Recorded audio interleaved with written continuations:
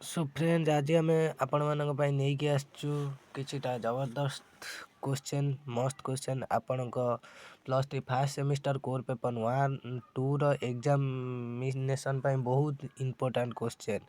प्रथम क्वेश्चन है डैश को भारत संविधान दर्पण बा आत्मा रूपे विवेचना करा जायछि। एइटा सिलेक्शन क्वेश्चन दिया होछि आज पिला माने ना कौन मुखबंड को भारत संविधान। भारत एक सार्वभौमत्व समाजवादी गणतांत्रिक राष्ट्र अटे, धर्मनिरपेक्ष और साधारणतंत्र जोगुड़ा मारुची पिला से माने से गुड़ाक पढ़ीदेवे पिला माने बहुत दरकार आपण एग्जाम भारतीय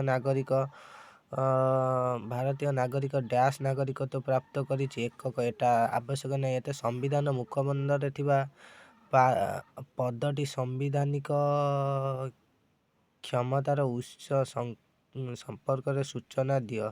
एटा पिला माने बहुत इंपोर्टेंट।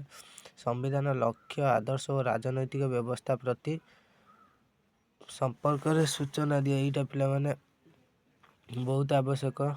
भारत संविधान एटा बहुत आवश्यक। भारत संविधान लोक मानक डैश और डैश न्याय प्रदान करछि ना सामाजिक अर्थनैतिक राजनैतिक न्याय प्रदान करछि। भारत संविधान केउं भागरे मौलिक अधिकार अच्छी ना षष्ठ भागरे मौलिक अधिकार तृतीय भागरे मौलिक अधिकार अच्छी षष्ठ खंडरे।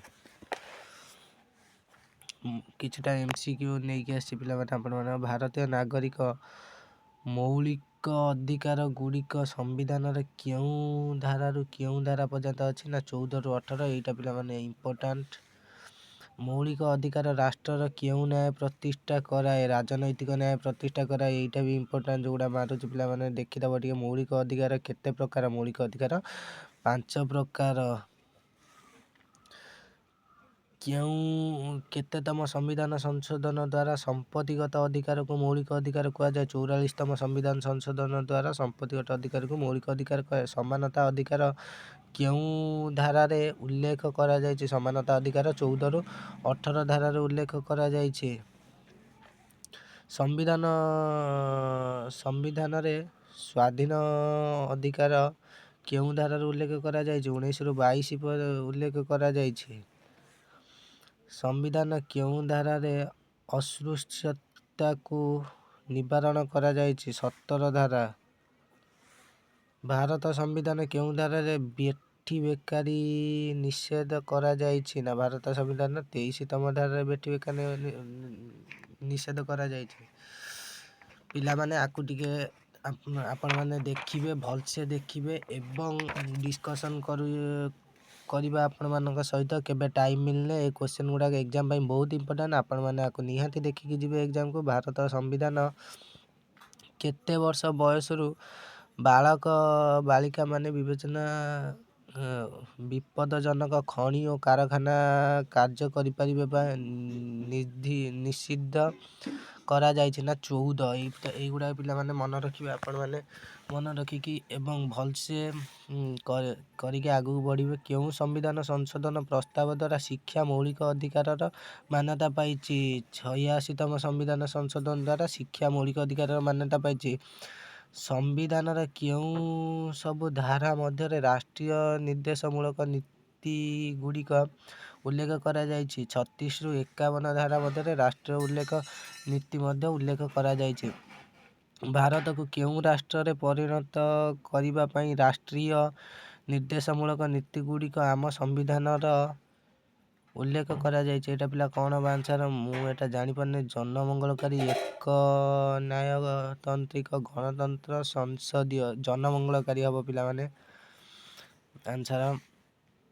राष्ट्रीय निर्देशमूलक नीति नागरिक मानक केउं न्याय प्रदान करि थाए। राष्ट्रीय निर्देशमूलक नीति नागरिक मानक केउं न्याय प्रदान कराइ थाए पिला माने। राष्ट्रीय निर्देशमूलक नीति सामाजिक अर्थनैतिक राजनैतिक और प्राकृतिक राजनैतिक और अर्थनैतिक आईनगत और राजनैतिक सामाजिक और अर्थनैतिक। राष्ट्रीय निर्देशमूलक नीति केउं संविधान रु उद्धार करा जायछि। राष्ट्रीय निर्देशमूलक नीति एटा पिला माने बहुत इंपोर्टेंट आपण एग्जाम पई। राष्ट्रीय निर्देशमूलक नीति आयरलैंड राष्ट्रीय निर्देशमूलक नीति आयरलैंड रु विवेचित करा जायछि।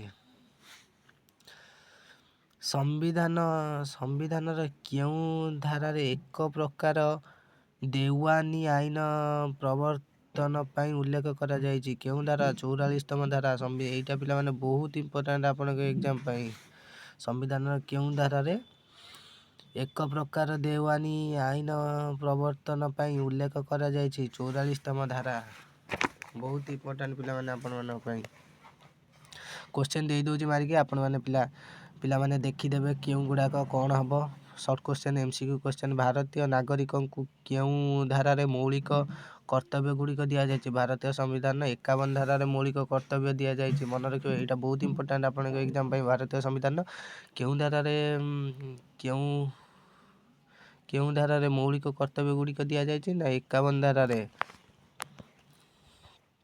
ତାପରେ ଆସିଗଲା ପିଲାମାନେ 1976 ମସିହା 42ତମ ସମ୍ବିଧାନ ସଂଶୋଧନରେ ନାଗରିକଙ୍କୁ କେତୋଟି ମୌଳିକ କର୍ତ୍ତବ୍ୟ ଦିଆଯାଇଛି? ନା 10ଟି ମୌଳିକ କର୍ତ୍ତବ୍ୟ ଦିଆଯାଇଛି।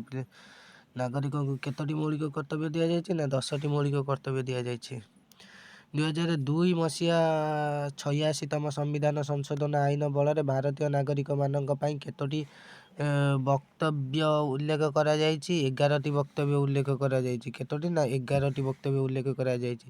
ଭାରତୀୟ ସାର୍ବଭୌମତ୍ୱ ଏକତା ଅଖଣ୍ଡତା ରକ୍ଷା କରିବା ପ୍ରତ୍ୟେକ ଭାରତୀୟ ନାଗରିକଙ୍କର କି କର୍ତ୍ତବ୍ୟ ଅଟେ? ମୌଳିକ କର୍ତ୍ତବ୍ୟ। କି କର୍ତ୍ତବ୍ୟ ଅଟେ? ନା ମୌଳିକ କର୍ତ୍ତବ୍ୟ ଅଟେ।